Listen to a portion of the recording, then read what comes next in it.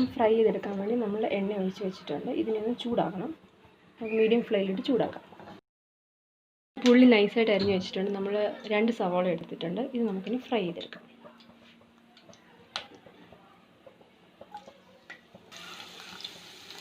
Medium ഫ്ലെയിമിലിട്ട് നല്ലപോലെ fry ചെയ്തെടുക്കണം. ബ്രൗൺ കളർ ആകുന്നവരെ വെയിറ്റ് ചെയ്യും. ഇത് നമ്മൾ 1.5 ഗ്ലാസ് റൈസ്, ബസ്മതി റൈസാണ് നമ്മൾ കുക്ക് ചെയ്യാൻ വെച്ചിരിക്കുന്നതാണ്. ഇതിൽ നമ്മൾ ഇട്ടിട്ട് ഏലക്ക, ഗ്രാമ്പൂ, പട്ട ഇത്രയും സാധനങ്ങൾ ഇട്ടിട്ട് നമ്മൾ കുക്ക് ചെയ്യാം. ഇതായി വന്നിട്ടുണ്ട്. ഏകദേശം ആയി വരുന്നുണ്ട്. ഒരു 1 or 2 മിനിറ്റ്സിനുള്ളിൽ ആവുന്നത് ഏകദേശമായി. നമുക്കിനി വേറൊരു പ്ലേറ്റിലേക്ക് വെക്കാം. ഇത് നമ്മൾ കോരിയിട്ടു. ഇനി നമുക്ക് അടുത്ത ബാച്ച് ഇടാൻ വെക്കാം.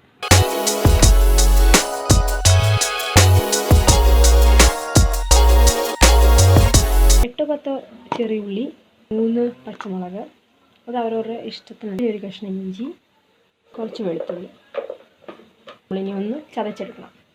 നേരത്തെ പറഞ്ഞ ചെറിയുള്ളി, ഇഞ്ചിയൊക്കെ ചതച്ചെടുക്കാം.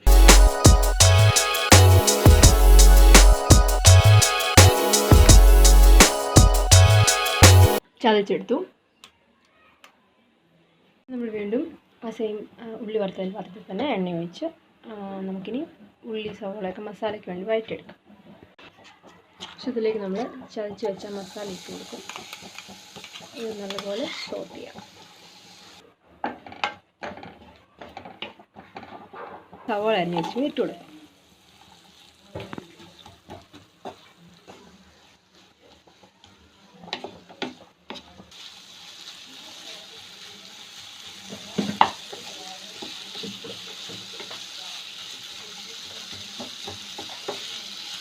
നല്ലപോലെ ഇത് വഴന്ന് കിട്ടണം.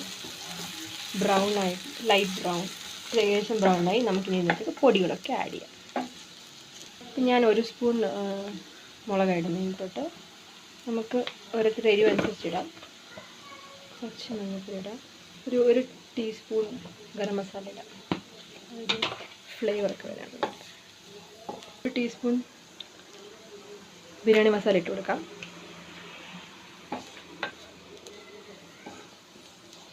ഇത് സോട്ട് ചെയ്ത് കൊടുക്കാം. ഇതിൻ്റെ റോസ് സ്മെൽ മാറി ഇതിലേക്ക് നമുക്കിനി ടൊമാറ്റോ ആഡ് ചെയ്ത് കൊടുക്കാം. ടൊമാറ്റോ അരിഞ്ഞ് വെച്ചിരിക്കുന്നത്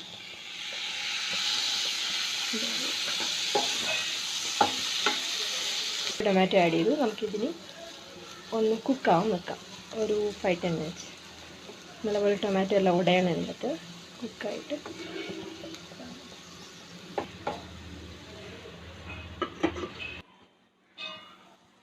കുറച്ച് ഉപ്പ് ആഡ് ചെയ്ത് കൊടുക്കാം കുറവാണെങ്കിൽ. ഏകദേശം ഉടഞ്ഞു വരുന്നുണ്ട് ടൊമാറ്റോ ഒക്കെ. നമുക്കിങ്ങനെ ഒരു ഫോർക്ക് വെച്ച് കിഴിച്ചു കൊടുക്കാം. സോ മസാലയൊക്കെ ഇതിലേക്ക് വരും. ഇപ്പോൾ 6 മുട്ട എടുത്ത് വെച്ചിട്ടുണ്ട്, ബോയിൽ ചെയ്ത് പൊളിച്ചെല്ലാം റെഡിയാക്കി.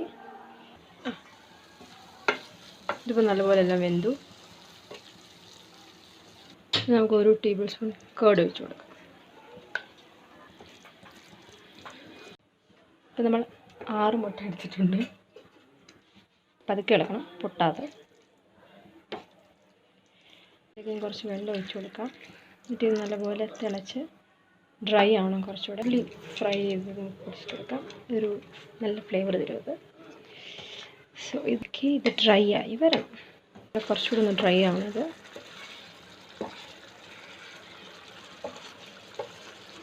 സോ നമുക്ക് ഇത്രയും ഗ്രേവി വെക്കാം. എന്നിട്ട് നമുക്ക് ഓഫ് ചെയ്ത് ഇനി നമുക്ക് ദം പ്രിപ്പയർ ചെയ്യാം. എരിവും ഉപ്പും നമുക്ക് ആവശ്യമനുസരിച്ച് ആഡ് ചെയ്യാം. നമ്മൾ കുറച്ച് നെയ്യ് ഒഴിച്ച് കൊടുക്കാം. ദം ചെയ്യുമ്പോൾ ഇതിൻ്റെ അടിവശത്തൊന്നും അടുക്കി പിടിക്കാതിരിക്കും. നമുക്ക് ഇതിലേക്ക് ഇനി റൈസ് ഇട്ട് കൊടുക്കാം. ഒരു ലെയർ. ഇതിപ്പോൾ നമ്മൾ യെല്ലോ കളർ വരാൻ വേണ്ടി ഞാൻ കുറച്ച് പാലും ടെർമറിക് കൂടെ മിക്സ് ചെയ്ത് വെച്ചാൽ അതേം കൂടി ഇതിലേക്ക് ആഡ് ചെയ്ത് കൊടുക്കാം.